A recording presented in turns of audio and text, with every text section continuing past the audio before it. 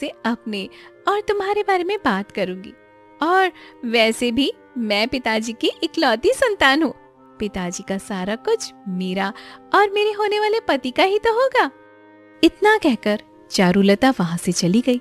चारुलता सीधे अपने पिता के सामने जाकर खड़ी हो जाती है। पिताजी, मैं अर्जुन से प्रेम करती हूँ और मैं उससे विवाह करना चाहती हूँ। अरे ये क्या बकवास कर रही हो चारू?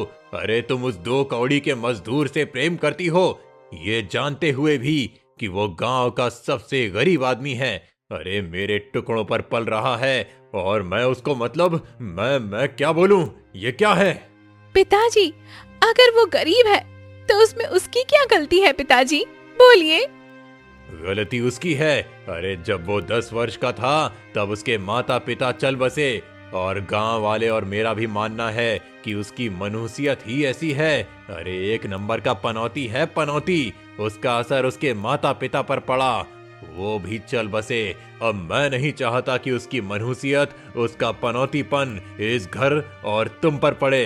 अरे जो खुद मेरी गाय भैंस चराकर अपना पेट भरता है, वो तुमसे विवाह करके तुम्हारा पेट कैसे भरेगा? पिताजी, मैं अगर विवाह करूंगी तो सिर्फ अर्जुन से ही करूंगी। मुखिया का चेहरा अब क्रोध से सुलगने लगा था। अरे कान खोल के तू भी सुन ले चारू, अगर तूने ऐसा करने की सोची तो मैं अर्जुन को कहीं का नहीं छोड़ूंगा। अर्जुन जब शाम को गाय और भैंस लेकर लौटता है तो उसे अपने घर के बाहर मुखिया खड़ा हुआ दिखाई देता है। उसका चेहरा लाल और आंखों में आग थी। ओहो, तो इस भोले चेहरे के अंदर मक्कारी का चेहरा छुपा हुआ है। क्यों रे बोल? मैं आपकी बात का मतलब समझा नहीं मुखिया जी, क्या बात है? अभी समझाता हूँ ना तुझे। बड़ा आया प्रेमी कहीं का, मेरी बेटी को प्रेम जाल में फंसाकर तू मेरी संपत्ति हड़पना चाहता है। अबे तू 2 कौड़ी के इंसान, कम से कम अपनी नहीं तो अपने माता पिता की लाज रख लेता। अरे मैंने तुझे काम दिया तुझ पर तरस खाकर, और तूने मेरे ही घर पर डाका डाला।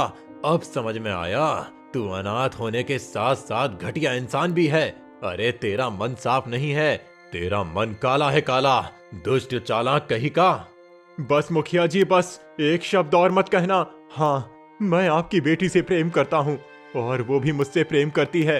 प्रेम का इजहार आपकी बेटी ने किया था, हालांकि मैंने उसे मना किया था। मैंने कहा था कि ये रिश्ता संभव नहीं है, क्योंकि आपके जैसे अमीर पिता कभी नहीं मानेंगे। आप तो मुझे सीधे सीधे अपमानित किए जा रहे हैं, जैसे सारा का सारा मेरा ही किया धरा है। मुखिया अर्जुन को बुरा भला कहने